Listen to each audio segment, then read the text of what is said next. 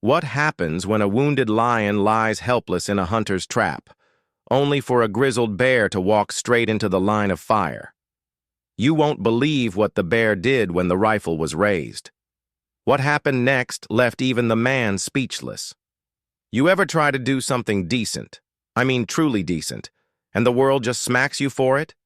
Yeah, that's the story. My name's Taman. I'm a lion. A real one. Teeth, claws, and a spine that's seen too much already. I wasn't born into a zoo or a YouTube wildlife montage. I came out into dry wind and red dust, where trees grow sideways and nothing comes easy. Out here, every sunrise is a gamble, and yesterday I rolled snake eyes. It started with the heat, the kind of heat that cooks your paws from underneath, while the sun slow roasts your brain. I'd been without water for too long. 2, maybe 3 days? Time blurs when your tongue's like sandpaper and your stomach growls like thunder you can't outrun. I was heading east. I'd heard rumors. Yes, we talk, just not the way you do. About a creek that hadn't dried up yet. Maybe a trickle, maybe a puddle. That's all I needed. Something to keep me standing. Then I heard it. A squeal. High-pitched. Panicked. It came from behind a cluster of man-made bushes. You know the kind. Rusted metal twisted into fences, meant to keep creatures like me out.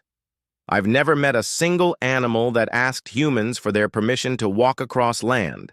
But sure, wrap it in steel and pretend you own it. Anyway, behind one of those death traps, there it was. A young raccoon.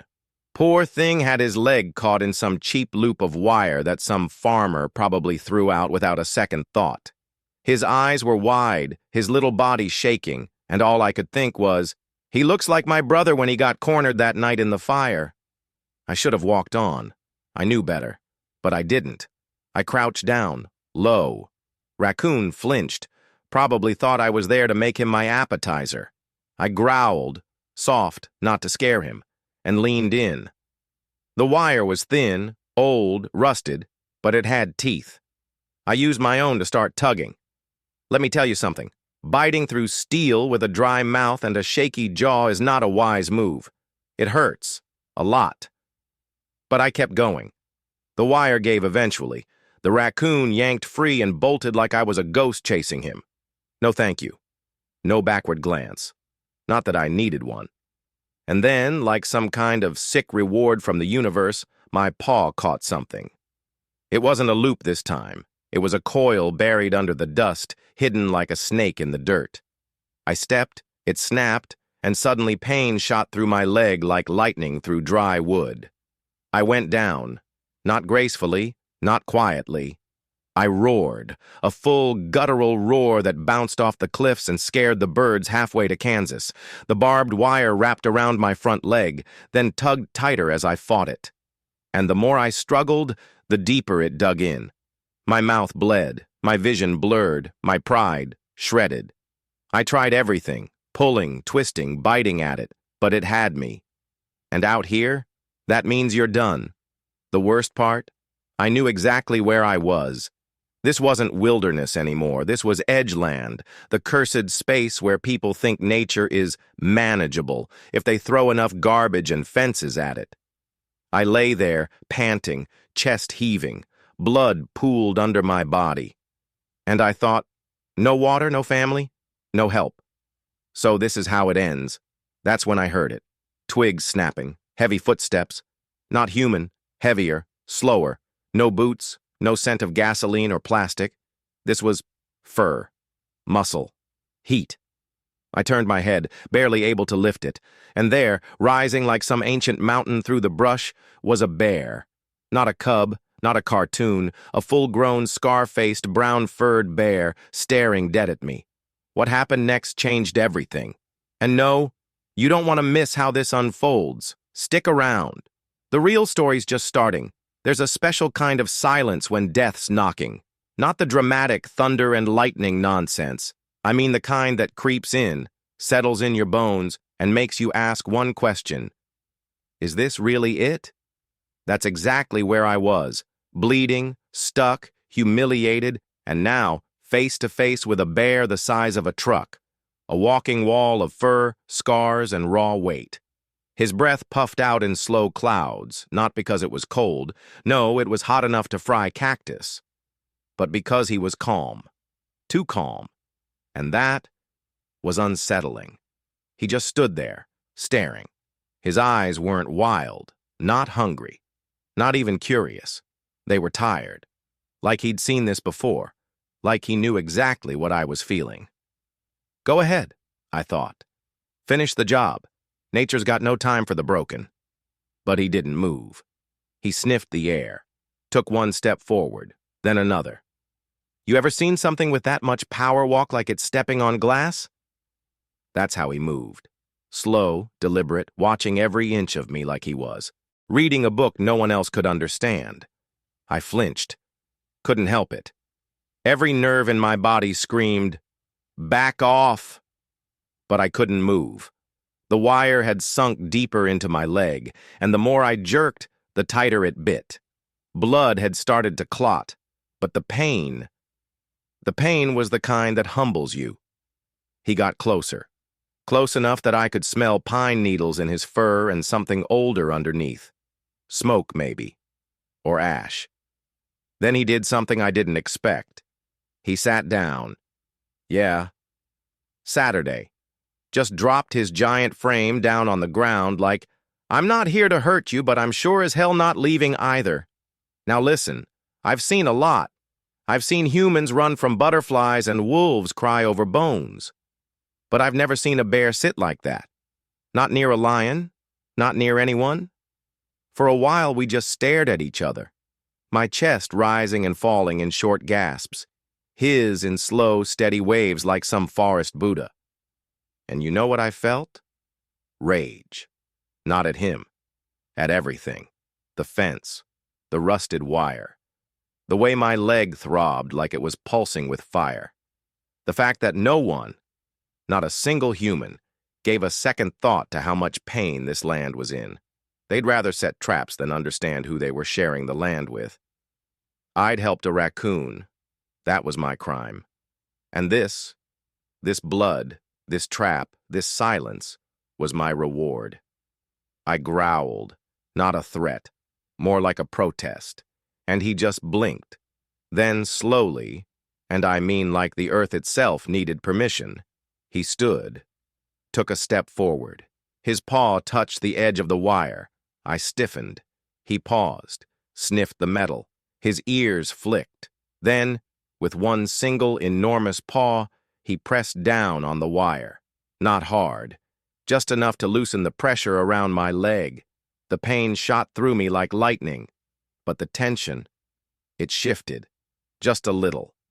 And in that moment, that exact second, the silence around us broke. A loud clang from the ridge, followed by a voice, a human voice, rough, male, angry.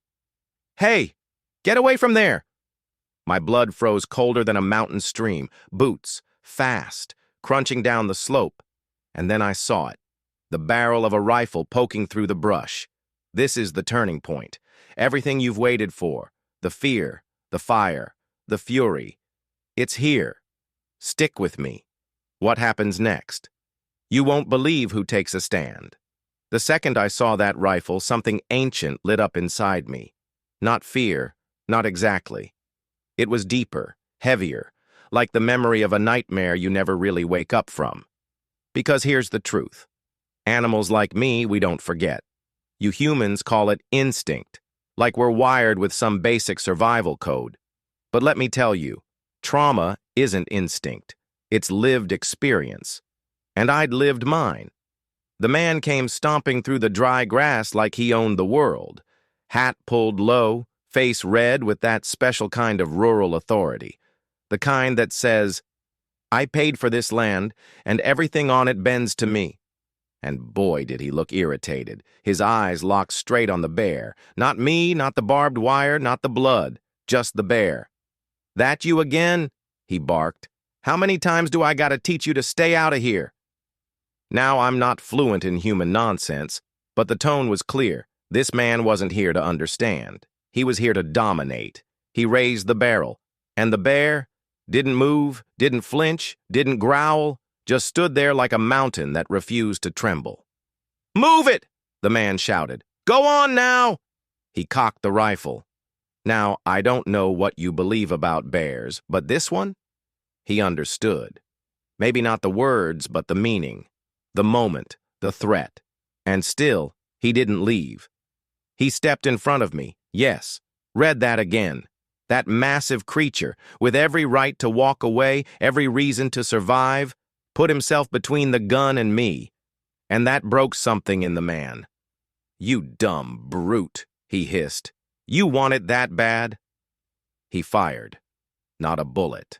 A warning shot. Straight into the air, loud enough to crack the clouds. Birds screamed out of the trees. The wind shifted.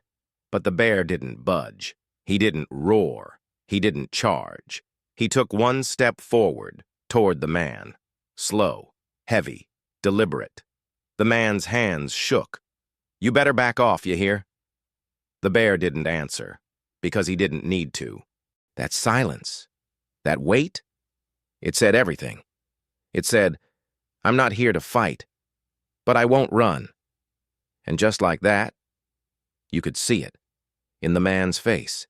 That shift, the fear, the realization that he wasn't the apex here, that maybe, just maybe, this land didn't care about deeds or rifles or fences. He lowered the gun, 1 inch, then another, and for the first time, he saw me, bleeding, trapped, barely breathing. His face changed. Not sympathy. No, that would have been too easy. But confusion, like he hadn't expected pain, like he didn't know lions could suffer. "What the hell?" he muttered. Then, and I'll never forget this, he took a step back, not out of mercy, but because he didn't know what else to do. And the bear? He turned back to me, lowered his head, and with one more swipe of that massive paw, like he was born to do it, he loosened the last strand of wire. I was free. Not fully, not fast. My legs screamed with every twitch, but the metal no longer cut. I met his eyes. He held my gaze, just for a second. Then, without fanfare, without a sound, he walked away, into the trees, like nothing had happened. Like protecting a lion from a bullet was just part of his day. The man stood frozen. So did I. But something had changed in both of us. Out here, strength isn't about who growls louder or carries the bigger stick. It's about who stands their ground, not for power, but for principle. That bear didn't speak, but he said everything. And maybe, just maybe, that man heard it.